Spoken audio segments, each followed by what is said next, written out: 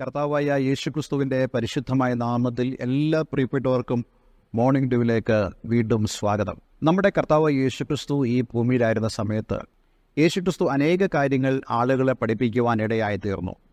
യേശുക്രിസ്തുവിൻ്റെ പ്രഭാഷണങ്ങൾ എല്ലാം തന്നെ വളരെയധികം ശ്രദ്ധേയമായിരുന്നു.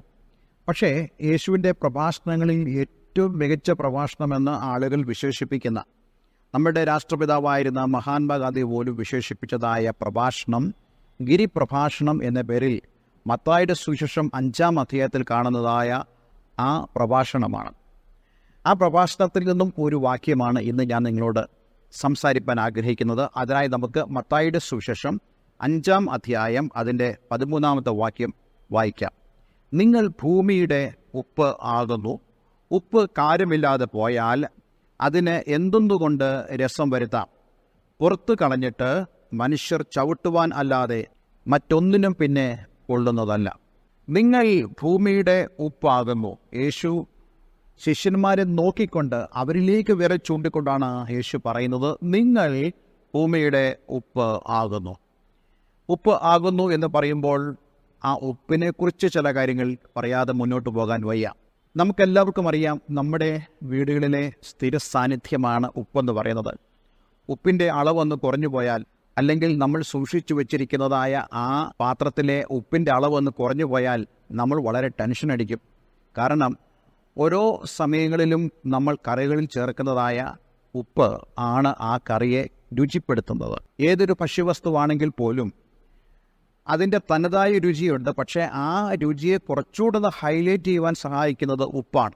അതുകൊണ്ട് ഉപ്പ് നമുക്ക് വളരെ ഒഴിച്ചുകൂടാനാവാത്തതായ ഒരു സാമഗ്രിയാണല്ലോ. 2 പ്രധാനപ്പെട്ട ഉപയോഗങ്ങളാണ് ഉപ്പിലുള്ളത്. ഒന്നാമത്, രുചി വരുത്തുന്നതായ ഒരു ഉപയോഗം ഉപ്പിനുണ്ട്. രണ്ടാമത്, സൂക്ഷിക്കുന്ന പ്രിസർവ് ചെയ്യുന്നതായ ഒരു ഉപയോഗം ഉപ്പിലുണ്ട്. കർത്താവ് യേശുക്രിസ്തു നിങ്ങൾ ഭൂമിയുടെ ഉപ്പാകുന്നു എന്ന് പറയുമ്പോൾ ഈ 2 കാര്യങ്ങളും യേശുവിൻ്റെ ഹൃദയത്തിലുണ്ട്. യേശു ആ പറഞ്ഞതിൻ്റെ ഉദ്ദേശം എങ്ങനെയാണ്? നിങ്ങൾ മറ്റുള്ളവർക്ക് അനുഗ്രഹമാകുകയും അതേപോലെ തന്നെ അവരെ സൂക്ഷിക്കുകയും ചെയ്തതായ ഉത്തരവാദിത്വം ഉള്ളവരാണ്. ഇന്ന് ഈ വചനം കേൾക്കുന്ന പ്രിയമുള്ളവരെ, നമ്മളിൽ തന്നെ ഒതുങ്ങാതെ നമ്മൾ ഈ ഭൂമിയുടേതാണ്, അല്ലെങ്കിൽ നമ്മൾ ഈ ഭൂമിക്ക് വേണ്ടിയാണ് ദൈവം നമ്മളെ ഈ ഭൂമിയിലാക്കിയിരിക്കുന്ന കാര്യം ഒരു നാൾ നമ്മൾ മറന്നു പോകരുത്. ഈ ഭൂമിയിലാകുമ്പോൾ ഈ ലോകത്തിലുള്ളവർക്ക് വേണ്ടിയാണ് നമ്മൾ ആയിരിക്കുന്നത്. അപ്പോൾ ഈ ലോകത്തിൽ ഉള്ളവർക്ക് വേണ്ടി നാം ആയിരിക്കുമ്പോൾ ദൈവം തനിക്ക് വേണ്ടി നമ്മെ ഉപയോഗപ്പെടുത്തുക.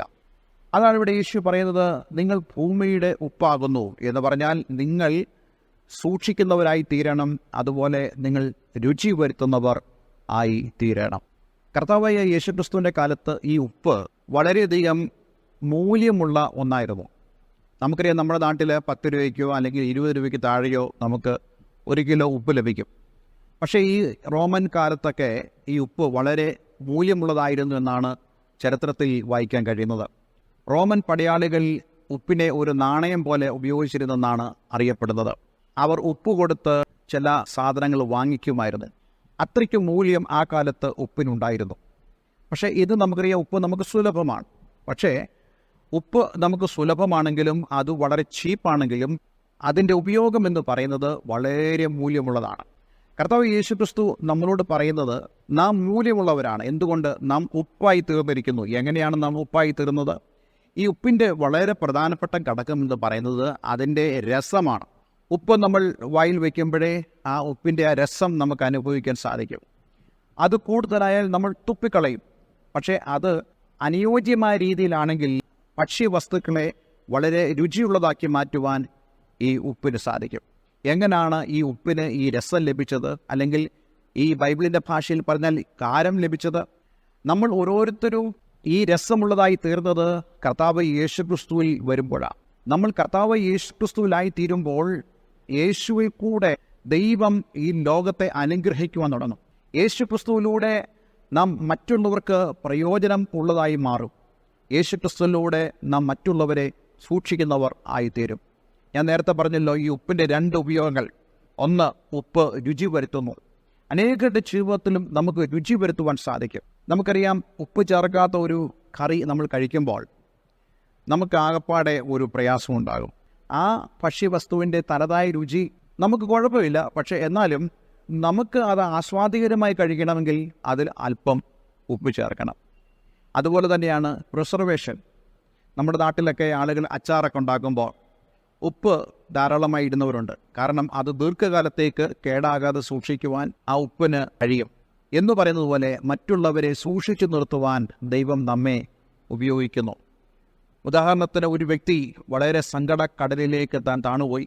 ജീവിതം മുന്നോട്ട് പോകുവാൻ കഴിയാത്തതായ അവസ്ഥയിൽ ആ വ്യക്തി വന്നു. അപ്പോഴാണ് ദൈവം നമ്മെ ആ വ്യക്തിയിലേക്ക് അയക്കുന്നത്. ആ വ്യക്തിയോട് പറയുന്നു, ബ്രദറെ, പ്രയാസപ്പെടേണ്ട, യേശു നിങ്ങൾക്ക് വേണ്ടി വലിയവ ചെയ്യും. കർത്താവ് നിങ്ങൾക്ക് വേണ്ടി പ്രവർത്തിക്കും. നിങ്ങളുടെ ഈ ജീവിതത്തിൻ്റെ സാഹചര്യങ്ങളെല്ലാം മാറാൻ പോകുക. നിങ്ങൾ യേശുവിനോടൊന്ന് പ്രാർത്ഥിച്ച്, ഞാനും നിങ്ങൾക്ക് വേണ്ടി പ്രാർത്ഥിക്കാം. ഇതാണ് നമ്മൾ വരുത്തുന്നതായ രസമെന്ന് പറയുന്നത്. ആ വ്യക്തി അതിനാൽ സ്പർശിക്കപ്പെടുകയും ആ വ്യക്തിയുടെ ആ ജീവിതത്തിൻ്റെ ആ കഥകൾ എല്ലാം മാറി ആ വ്യക്തി കൂടുതൽ സന്തോഷത്തോടെ ജീവിക്കുവാൻ തക്കവണ്ണം ഇടയായിത്തീരും. എത്രയെത്ര കഥകൾ, എത്രയെത്ര സംഭവങ്ങൾ നമുക്ക് ഇത് സംബന്ധിച്ച് പറയുവാനുണ്ട്.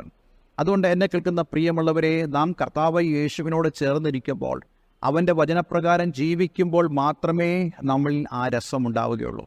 അല്ലെങ്കിൽ നമ്മളെ എല്ലാവരും തന്നെ പുറത്തു കളഞ്ഞ് ചവിട്ടിക്കളയുന്നതായ അനുഭവം ഉണ്ടാകും. അതുകൊണ്ട് കർത്താവ് യേശുക്രിസ്തുവിൽ നമ്മുടെ പൂർണ്ണമായും ശ്രദ്ധയും നമ്മുടെ ഏകാഗ്രതയും നാം വെച്ചുകൊണ്ട് മറ്റുള്ളവർക്ക് ഒരു അനുഗ്രഹമായി തീരുവാൻ നിങ്ങൾ ഓരോരുത്തരും ദൈവസന്നിധിയിൽ ഏൽപ്പിക്കണമെന്ന് ഇന്ന് ഈ വചനത്തിലൂടെ ഞാൻ നിങ്ങളോട് ആവശ്യപ്പെടുകയാണ്. അതെ, നിങ്ങൾ ഭൂമിയുടെ ഉപ്പാകുന്നു. ഉപ്പ് കാരമില്ലാതെ പോയാൽ അതിനെ എന്തൊന്നുകൊണ്ട് രസം വരുത്താം? പുറത്ത് കളഞ്ഞിട്ട് മനുഷ്യർ ചവിട്ടുവാനല്ലാതെ മറ്റൊന്നിനും കൊള്ളുകയില്ല. അതുകൊണ്ട് ഇന്ന് ഈ ദിവസം നമുക്കൊന്ന് സമർപ്പിക്കാം. കർത്താവെ, അങ്ങയോട് ചേർന്ന് ഞാൻ വസിക്കുവാനും അനേകർക്ക് ഒരു അനുഗ്രഹമായി തീരുവാനും എന്നെ സഹായിക്കണമെന്ന് നമുക്ക് ദൈവത്തോട് പ്രാർത്ഥിക്കാം. ഒരു വാക്ക് പ്രാർത്ഥിക്കാം. സ്വർഗ്ഗപിതാവേ, ഈ നല്ല സമയത്തിനായി സ്തോത്രം. കേൾപ്പിച്ച ഈ മനോഹരമായ സന്ദേശത്തിനായി സ്തോത്രം.